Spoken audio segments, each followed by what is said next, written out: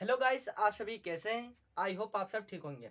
तो दोस्तों, जैसा कि हम सभी अर्थमेटिक को पढ़ रहे हैं और इसको एक एक शब्दों को क्लियर करते हुए चल रहे हैं। इस पर हमने 3 वीडियो बना ली है, जिसपे हमने पहले वाले वीडियो में इंट्रोडक्शन ऑफ मैथमेटिक्स पे बात की और दूसरे वाला जो वीडियो था उसमें हमने संख्या के विषय में बात की, जो एक ब्रांच होती है मैथमेटिक्स की, अर्थमेटिक। उसी को हम पढ़ रहे हैं और उसमें उसी को हमने सेकेंड वाले वीडियो में समझा था और संख्या को भी समझा था, उसके प्रकार को भी समझा था।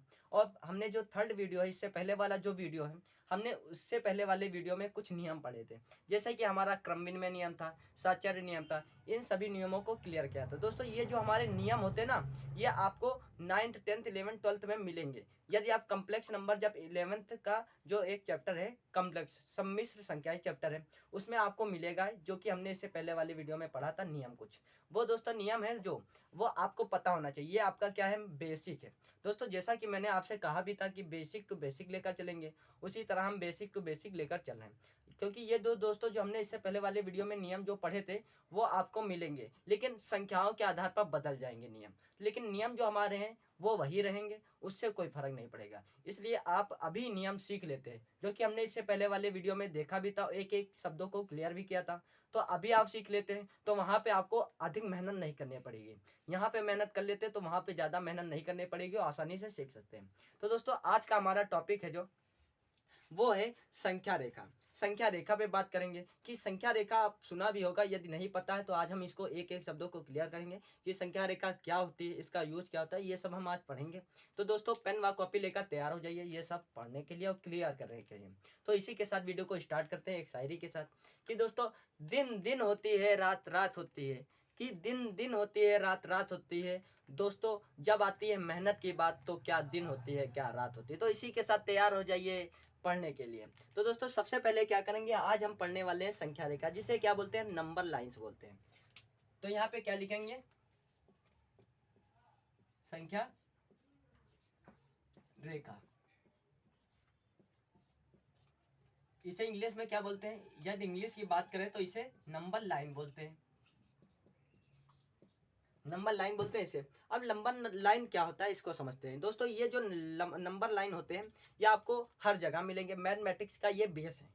आपको बेस तैयार होना चाहिए, मैंने बताया भी आपको। आपका जब बेसिक तैयार होगा तो आप संपूर्ण कर सकते हैं, संपूर्ण चीज़ों का ज्ञान प्राप्त कर सकते हैं। तो दोस्तों, बात करते हैं कि नंबर लाइंस क्या होता है।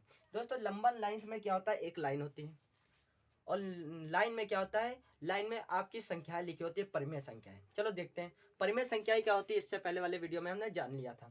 तो हमें क्या करना है, एक लाइन खींचनी है। ये क्या है, ये सिंपल लाइन है, ये हमारी नंबर लाइन नहीं है। जब इस पे हम नंबर को लिखेंगे तो ये हमारी तब नंबर लाइन बनेगी। तो दोस्तों, क्या करना है, सबसे पहले हमने ये नंबर लाइन बना लिया।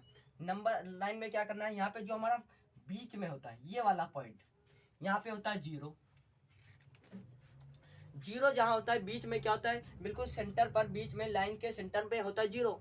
जीरो के जो राइट वाली संख्या होती है, जो राइट वाली लाइन बची होती है, ये वाली राइट वाली, उसमें क्या होता है, उसमें धनात्मक संख्या होती है। धनात्मक मतलब कि पॉजिटिव, पॉजिटिव नंबर। और जो लेफ्ट होता है दोस्तों, ये राइट में पॉजिटिव होते हैं, लेफ्ट में क्या होते हैं, निगेटिव नंबर होते हैं, निगेटिव नंबर। तो अब हमें क्या करना है, यहाँ पे नंबर्स लिखने हैं। चलो लिखते हैं। यहाँ पे हमने लिख लिया एक, वो भी क्या होंगे, पॉजिटिव होंगे। यदि आपको यहाँ पे चिन्ह नहीं लगाना है तो आप सिंपल एक भी लिख सकते हैं, क्योंकि एक के जो पहले क्या होता है, प्लस का चिन्ह छिपा रहता है, जैसा कि आपको पता भी होगा। तो यहाँ पे क्या करेंगे, फिर 2 लिखेंगे प्लस का, फिर प्लस का 3 लिखेंगे, फिर 4 और फिर 5। इस तरह क्या होगा, लिखते चले जाएंगे, लिखते चले जाएंगे, जहां तक आपका मन करे वहां तक लिखते चले जाओ, वहां तक आप यूज कर सकते हैं। लेकिन हम यहाँ पे क्या करेंगे, छोटी सी नंबर लाइन बना लेंगे, क्योंकि यहाँ पे तो हम बड़ी सी बना नहीं सकते हैं। इसलिए आप चाहे जितनी बड़ी बना ले, इससे कोई फर्क नहीं पड़ता है। अब ये क्या करेंगे, यहाँ पे हमने पॉजिटिव नंबर तो लिख लिए, यहाँ पे जो हमारे लेफ्ट साइड है उधर क्या लिखेंगे, निगेटिव नंबर, जैसा कि ऊपर लिखा हुआ है। तो यहाँ पे क्या लिखेंगे, माइनस का 1, माइनस के 2, माइनस का 3, माइनस का 4, माइनस का 5। ये क्या हो गया, ये हमारी होती है नंबर लाइन। क्या होती है, नंबर लाइन्स होती है। जब हम किसी भी लाइन्स पे परिमेय संख्याओं को लिख देते हैं तो वो हमारी लाइन क्या होती है, जो होती है लाइन वो हमारी होती है नंबर लाइन्स, जिसे संख्या रेखा बोलते हैं हिंदी में। तो हमने ये समझ लिया। अब बात करते हैं यहाँ पे जीरो क्या है। दोस्तों ये सभी जो संख्याएं हैं ये हमारी परिमेय संख्याएं, जैसा कि आपको पता भी होना चाहिए। और हमने आपसे एक वीडियो में पूछा भी था, जो कि हमने जिसमें संख्या के विषय में पढ़ा था, उसमें पूछा था कि क्या जीरो परिमेय संख्या है। और मैंने आपको बताया भी था कि परिमेय संख्याएं क्या होती है। वे संख्याएं जिन्हें हम p अपॉन क्यू के रूप में लिख सकते हैं और q बराबर 0 ना हो, और जो हमारा p का मान हो और q का मान हो वो पूर्णांक संख्या हो, वो हमारी क्या होती है, परिमेय संख्या होती है, जिसे हम p अपॉन क्यू के रूप में लिख सकते हैं। क्या हम जीरो को p अपॉन क्यू के रूप में लिख सकते हैं? आप कहेंगे कि हाँ, जीरो को p अपॉन क्यू के रूप में लिख सकते हैं, 0/1। तो ये क्या हमारा, और जहाँ पर q जीरो भी नहीं है तो ये हमारी क्या है, जीरो परिमेय संख्या है, क्योंकि एक से जब जीरो में भाग देंगे तो जीरो ही आएगा। तो जीरो क्या हमारी परिमेय संख्या है, हमने पूछा भी था और इसका आज हमने क्लियर भी कर लिया। अब बात करते हैं जीरो क्या है, यहाँ पे ये क्या है और ये क्या है। दोस्तों ये वाली जो संख्या है ये हमारी धनात्मक पूर्णांक संख्या है, और ये हमारी जो ऋणात्मक पूर्णांक संख्या है। यदि परिमेय भी संख्या है, ये सभी क्या है, परिमेय संख्याएं भी हैं। क्योंकि कोई भी संख्या हो, आपको कोई भी संख्या दिखे, वो क्या होती है, परिमेय संख्या होती है, जो अंडर रूट में ना हो, अंडर रूट में हो लेकिन बाहर आ जाए, पूर्ण वर्ग होना चाहिए, जैसा कि हमने देखा भी था। यदि आपने नहीं ये सब देखा है तो इससे पहले जाके वाले वीडियो में जाके देख सकते हैं, सब कुछ आपका क्लियर हो जाएगा कि संख्या क्या होती है, संख्या पद्धत आपको अच्छे से क्लियर हो जाएगी इससे पहले वाले वीडियो में।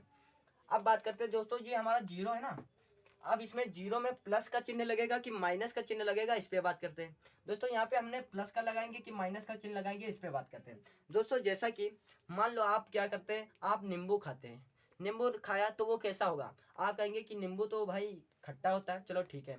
हाँ, यदि मैं आपसे कहूँ कि मिर्ची खा लो, मिर्च खाओगे तो कहोगे कि भाई कड़वी होती है। यदि कहूँ कि पानी पियो और पानी का स्वाद कैसा है, कड़वा है कि मीठा है, तो आप कहेंगे कि मीठा, वो तो मीठा भी नहीं है ना कड़वा है, वो तो न्यूट्रल है, मीडियम है। तो उसी तरह दोस्तों जब हम संख्या की बात करते हैं पॉजिटिव वाली, तो पॉजिटिव होती है प्लस का चिन्ह लगा देते हैं। जब निगेटिव की बात करते हैं तो निगेटिव लगा देते हैं। लेकिन जीरो जो हमारा होता है वो न्यूट्रल होता है, उदासीन होता है। जी ना कि ये पुनः जो वो संख्या जो ना कि पॉजिटिव हो ना निगेटिव हो, वो हमारी उदासीन होती है, न्यूट्रल होती है। जैसा कि अभी हमने जाना, पानी का उदाहरण लेकर देखा, उसी तरह जो हमारा जीरो है वो क्या है, उदासीन है।